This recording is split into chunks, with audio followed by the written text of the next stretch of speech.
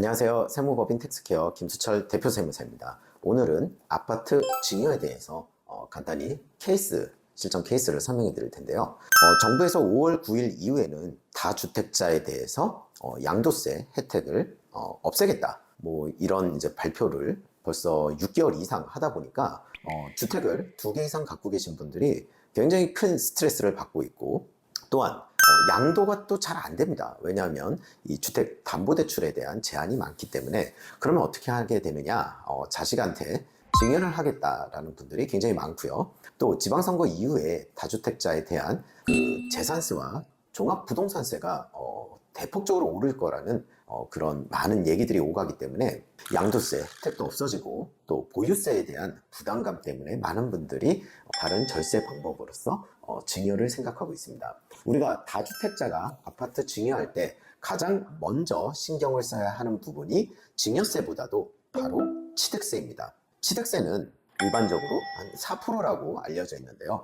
이 다주택자 취득세는 조금 다릅니다. 조정 대상 지역이고요. 증여로 취득하는 경우에는 13.4%입니다. 13.4%가 왜 그렇게 되느냐? 취득세 12%예요. 지방교육세 0.4%, 농특세 1% 합쳐서 13.4%입니다. 일반적으로 증여의 취득세는 4%예요. 취득세 3.5%, 지방교육세 0.3%, 농특세 0.2%이지만 조정 대상 지역에 있는 주택으로서 시가 표준액이 3억 이상인 주택을 증여로 취득할 때에는 중과세율, 즉 13.4%를 적용한다고 되어 있습니다. 다만 1세대 1주택자가 소유한 주택을 배우자나 직계 존비속이에게 증여하는 경우는 제외를 합니다. 그래서 이 주택취득세율부터 먼저 검토를 해봐야 돼요. 내가 조정 대상 지역에 집을 갖고 있고 다주택자다. 그러면 그 자녀가 그 집을 받을 때는 13.4%의 취득세를 내야 된다. 그래서 이 취득세부터 먼저 검토를 하시고요. 토지거래 허가구역, 또 실거주 의무에 대해서 굉장히 물어보시는 분들도 많습니다. 왜냐하면 우리 지금 이 토지거래 허가구역으로 서울과 경기 일부가 묶여져 있고요. 토지거래를 허가받은 다음에 실거주를 2년을 해야 되는데요. 여기서 토지거래 허가일 때 그 토지거래란 양도를 말합니다. 따라서 우리 증여하고는 상관이 없는 법이에요. 그런데 많은 분들이 우리 자녀에게 내 아파트를 증여했을 때 그 아파트에 2년 동안 살아야 되는 줄 이렇게 좀 잘못 알고 계시는 분들이 많으세요. 그래서 토지거래 허가구역 내 주택을 취득하는 경우에는 허가일로부터 4개월 이내 이용 의무를 이행해야 되나 단서조항이 있습니다. 말씀드렸듯이 다만 무산 증여 및 상속 등 대가 없이 거래가 이루어진 경우에는 토지거래 계약 허가를 받지 않아도 되므로 실거주 의무가 없다고 되어 있습니다. 즉 주택 취득세는 신경을 쓰셔야 되고요. 중과 규정은. 그 다음에 실거주 의무는 없다. 이렇게 정리를 하시면 되겠습니다. 요번에 이제 제가 가져온 실전 케이스는요. 강서구 목동 쪽에 있는 아파트 하나와 서초구에 있는 아파트 하나, 이렇게 2주택을 갖고 있는 부모님이십니다. 그래서 이 두 분이 이제 아들이 결혼할 때가 되니까 집은 한 채 전세를 내주든 사줘야 되겠는데, 어차피 2주택이니까 결혼하는 아들에게 증여를 해야 되겠다, 이렇게 생각을 하셨습니다. 그래서 많은 분들이 2주택 또는 3주택을 갖고 있을 때 주택 하나는 가격이 비교적 좀 낮고 다른 주택은 가격이 좀 비교적 높은, 똑같은 가격의 두 채가 아니라 하나는 좀 낮고 하나는 좀 높은 이런 주택을 갖고 계세요. 그래서 이번 케이스에서도 저쪽 강서구에 있는 주택은 10억 정도 되는 거였고요. 서초구 재건축 대상 아파트인데요. 아직 재건축은 안 됐지만 이 아파트는 50억 정도 돼서 무려 5배의 차이가 나는 그런 아파트를 어떻게 증여할지 이제 고민을 하고 계십니다. 그러면 저희가 먼저 해드릴 것은, 만일 팔았을 때 양도세가 얼마인지 계산을 해드리는데요. 5월 9일 이전에는 그 양도 차익에 따라 6%에서 45%까지 세율을 적용하고, 그 전에 10년 이상 보유하셨으면 다주택자라 하더라도 장기 보유 특별공제 30%만큼 제하고 나머지 차익의 70%에 대해서 세율을 적용해서 세금을 내도록 되어 있습니다. 하지만 5월 9일 이후에는요, 장기 보유 특별공제 혜택도 없고요. 2주택이라면 기본 세율에다가 20% 업을 한 세금을 적용하게 되는 것이죠. 만약에 우리가 그 45% 최고 세율 구간에 걸리는 경우에는요, 양도 차익이 이제 10억이 넘어서 지방세까지 49.5%고요. 여기에 추가 세율 22%를 더한다면 무려 71.5%의 세금을 내게 되는데, 우리 증여세 같은 경우는 30억에 대해서 최고 세율이 50%이기 때문에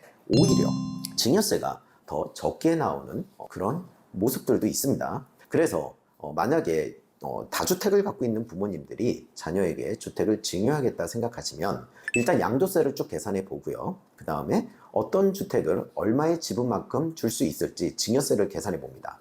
그래서 요즘 제가 하루 종일 하는 일은 주택 유사매매 사례가를 검토해 보고요. 하지만 국세청에 나오는 유사매매 사례가는 업데이트가 좀 늦습니다. 한 2달 정도 좀 차이가 있는 것 같아요. 그렇게 된다면 국토교통부에 들어가서 저희가 검토를 하는데, 국토부 것도 한 달 정도는 차이가 있는 것 같아요. 결국은 간평법인에 좀 의뢰를 해서 자격을 알아보고 있습니다. 그러면 간평법인 같은 경우는 그 아파트 가격을 평가하는 노직이 간평사마다 조금씩 다를 수 있기 때문에 일정 부분 좀 차이가 나고요. 크게는 10% 이상 차이가 나는 경우도 있습니다.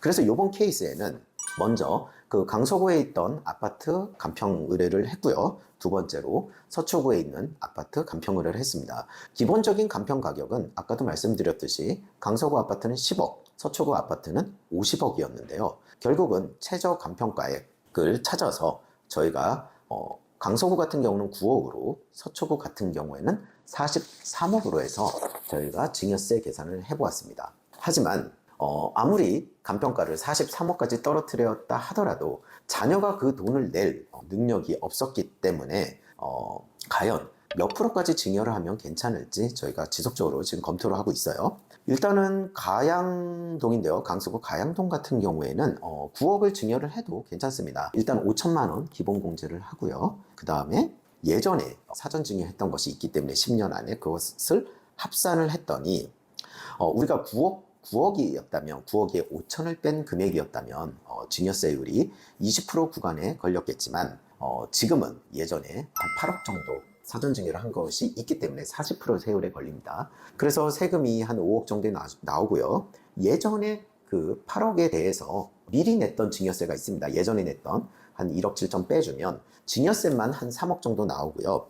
취득세가 1억 2천 정도 나와서 한 4억 2천 정도 증여세와 취득세를 합쳐서 부담을 하게 되는 것이죠. 사실 4억 2천이면 그 강서구에 있는 아파트 같은 경우에는 우리가 증여받았기 때문에 실거주 의무가 없어서 전세금을 부모님으로부터 전달받아서 일단은 그 전세금으로 일부 증여세와 취득세를 납부할 수는 있습니다. 하지만 이 경우에 실제 그 전세금이 통장으로 정확하게 오갔는지는 면밀하게 조사하고 있으니까 좀 주의를 하셔야 돼요. 신반포인데요. 그 서초구에 있는 그 아파트 같은 경우에는 한 9억이랑 좀 비슷하게 맞춰보려니까 25% 정도 증여를 받으면 그 강서구 아파트하고 비슷한 한 10억, 좀 10억 넘는 가격을 증여받을 수 있더라고요. 하지만 자녀가 만약에 독립해서 그 집에서 살고자 한다면 제가 볼 때는 그 9억, 10억짜리 강서구 아파트를 받는 것이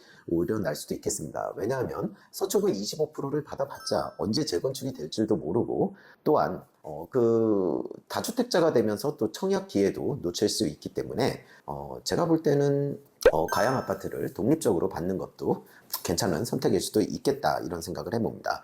만약에 저희가 아까 5천만 원 공제를 해줬는데요. 결혼이나 출산 예정이 있다면 결혼 출산 전후 2년까지도 1억을 추가로 공제할 수 있습니다. 많은 분들이 결혼 출산 그 증여가 현금에 국한됐다는 그런 또 많은 오해를 하고 계시는데, 집으로 받더라도 1억을 추가로 공제받을 수 있다는 점 좀 주의를 해주세요. 증여 절차는 다음과 같습니다. 일단 증여 계약서를 씁니다. 하지만 증여 계약서를 아무리 두 분, 부모님과 자식이 쓴다고 하더라도 아무 효과가 없습니다. 증여 등기를 쳐야 되는 것이고요. 증여 등기를 치고 그 말일로부터 3개월 이내에 증여세 신고를 하면서 증여세 납부를 하는데요. 증여세 같은 경우는 5년 동안 나눠서 낼 수가 있어요. 하지만 내지 않은 금액에 대해서는 3.1%로 이자가 붙고 있다는 것도 참고하시기 바랍니다. 그래서 저희는 이제 취득세를 내시고요. 3개월 이내 증여세 신고할 때 그 6분의 1, 5년 나눠서 내는데 6회로 나눠서 내요. 그 6분의 1을 내는 방법을 지금 검토해드리고 있어요. 만약에 자녀가 이 취득세와 증여세 낼 돈이 없다면 현금 증여를 또다시 해야 되는 그런 문제가 생겨요. 그래서 자녀가 본인 소득이든 예전에 받았던 증여 재산으로 내든 어쨌든 취득세와 첫 번째 증여세는 좀 신경을 많이 써서 정확하게 좀 검토해 볼 필요가 있습니다. 그래서 오늘은 간단하게 10억짜리 아파트를 줄지 50억이지만 한 25% 정도 우리 또 증여를 할지 이런 고민에 있는 실전 케이스를 설명드렸습니다. 다음에는 또 다른 케이스가 생기는 대로 같이 설명해 드리도록 하겠습니다. 감사합니다.